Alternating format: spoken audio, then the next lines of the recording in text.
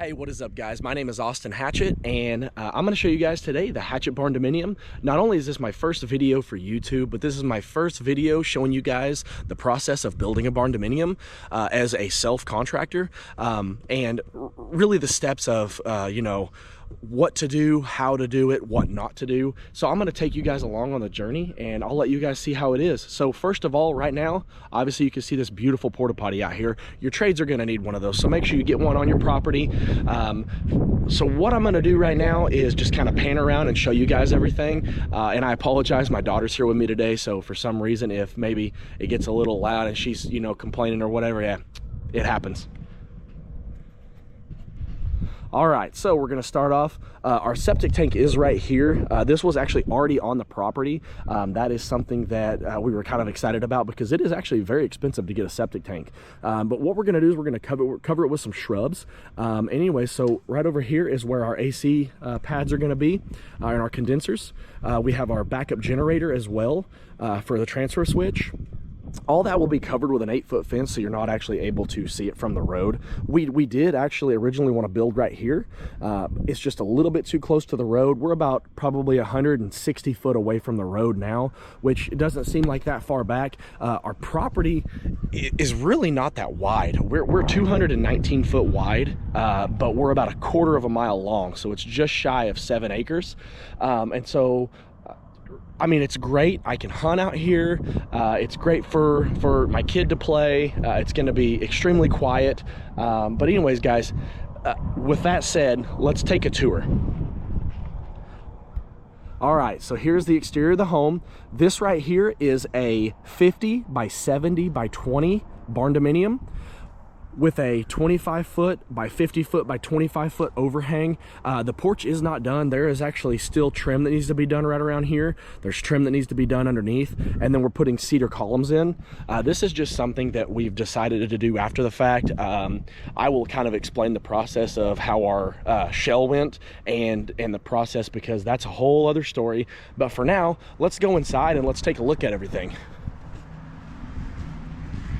All right, so let's walk in the front door. It is a little dusty because the trim carpenters actually just got in here the other day, got finished. We had the floors covered, but obviously you know how dust is, and we're in Oklahoma. It's a lot of red dirt, so it did get a little bit more dirty than what we were used to. But as you come in to the front door, you'll have your living room, and you'll have your fireplace here. We went with a shiplap wall. 19'4" ceilings all the way to the top going into our kitchen. We do still have upper cabinets that are going to be up here, but that's something that after the fact we were like, oh, we should have did upper cabinets all the way to the ceiling. So a little bit about this house. 19'4" in the living room, dining room, or great room, whatever you want to call it. Ceilings downstairs height is 10 foot, upstairs is 8 foot. So we're a true 20-foot interior column, but in order to make that work with how the metal trusses and everything worked, we had to drop it just a little bit. I'll show you guys that when we go upstairs. So in the kitchen, this will be where our fridge is going to be, our dishwasher, our farm sink. Got a Lazy Susan. We've also got a cabinet here where you pull out, and it's actually a trash can. We will have a propane stove or cooktop. That is where our hood vent is, our microwave, a double oven, and then this is actually our island. We'll have a 1-foot overhang, and that'll have enough room for 4 bar stools. So we'll go down the hall here. Sorry guys, it's a little bit dark, so I apologize if you're not able to see much. This is actually our pantry. We went with a butcher block top.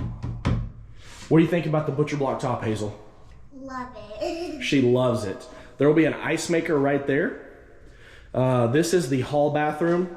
Again, apologize guys if you're not able to see much. I'm sorry. We'll get more video as we go on, and we're actually into finals and we have lights in the house. And I apologize about the mess right here, but our garage right over here is actually where the mechanical room's gonna be. So that's our furnaces, our HVAC system, our tankless water heater. Right over here in this little nook, this is actually gonna be where our walk-in storm shelter is gonna be. You will have a true 20-foot interior in here. Pardon the mess again, guys, because, you know, we did just get trim done and I'm waiting on a clean. So we have a little overhang up here. We have a little door up there from our loft. So you'll be able to store some things up there, store some things over here. We went with a vertical garage door. This one is a 16 by 8 two-car garage. We went with two 10 by 10s and they are vertical opening. So they will open up the wall. So you're not gonna have, you know, that stuff that goes over. We got plenty of room in here. We'll have lighting in here. We will actually end up spray foaming this with a 1-inch closed cell after the fact. It's just something that we didn't do right now. It just wasn't kind of top of our priority list. Inside the home, it is a 1-inch closed cell on the R panel. With that, over is a 4-inch open cell. Guys, so far, 66 degrees in this house is honestly too hot. And that is crazy to say because normally in our old house, it was 68 degrees and we were pretty much just still cold or still hot and it wasn't good. This one, 66, honestly, probably could keep it at 62 in here and would be just comfortable. And I've had a lot of people ask about radiant flooring. Guys, you don't need radiant flooring. We did stain concrete. We do not want to have to cut up our concrete one day when something goes wrong. And so we didn't do that. Personally, the concrete to the touch is not even bad, honestly. All right, so this room right here, probably not gonna be able to see anything at all. We've just got some hanging racks and some shelves right here. This is actually gonna be where the safe room is for my gun safe, and as well as hanging hunting clothes and things like that, because you know, we are avid hunters. All right, so going around, we're gonna go into the wife's office. Pretty good sized room there.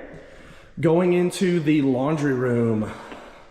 Again, I apologize for the darkness, guys. So we will have a sink here. That will be where, you know, you can wash anything, throw it in the washer dryer, upper cabinets, washer, dryer, lower cabinets again. And then we went with some uppers for hanging space. You know, just taking things out of the washer, being able to hang them up, something that we did not have before. All right, so a lot of people love master closets, guys. We went ahead and went huge. We went seasonal closets, which means we have a 40, an 80, and 120 inch shelving for all of our clothes. There are 13 racks here, which is, I mean, just insane. It's something that we've never had. Guys, we're used to a closet that's the size of these two right here by themselves. Hat rack, put my hats, shoes, things like that. Going over here, you get a long hang for dresses, another upper, and then my wife wanted a corner shoe rack. You know wives, they have a lot of shoes.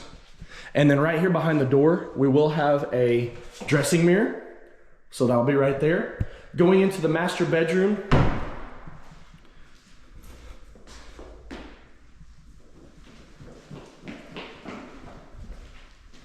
And going into the master bathroom. Now, I notice you guys are seeing these sheetrock returns on the doors. That is actually because we're gonna do barn doors here, and we're gonna do a barn door here as well. Guys, our master bedroom does not look that big. We actually extended it 2 foot into the bathroom, and that's something that we probably should have thought about extending it out a little bit wider as well, or not wider, but longer as well as wide. Still have plenty of space in here, guys. We're gonna have 6 foot of space in between from where the bed is and the wall, which honestly is enough for us. We kind of sacrificed having other rooms and a bigger living room just to do that. But here we go with the bathroom. Tile has not been done yet right here, just due to the sole fact that they ran out of tile. But we went ahead and did tile floors in here. We've got the his and hers vanity with a makeup vanity. That is where the toilet is, or the john, or the water closet, or whatever you want to call it. Walk-in shower right here. We will have a wall right here built up of glass with no door. We decided to do that. We do actually have spots right here for speakers. We went ahead and decided to do speakers in this house as well. Right here, you're gonna have your wand, your shower head, and then we've got 2 lights with a rain head. And then here are all our valves right here. What do you think about this shower, Hazel? Love it. Guys, you heard it right there. If a 4-year-old loves the shower, you guys gotta do one for yourself. You gotta have a rain head. All right, and then under the stairs, just gonna have a little bit of extra storage right here. All right, guys, that's it for downstairs. I'll see you upstairs.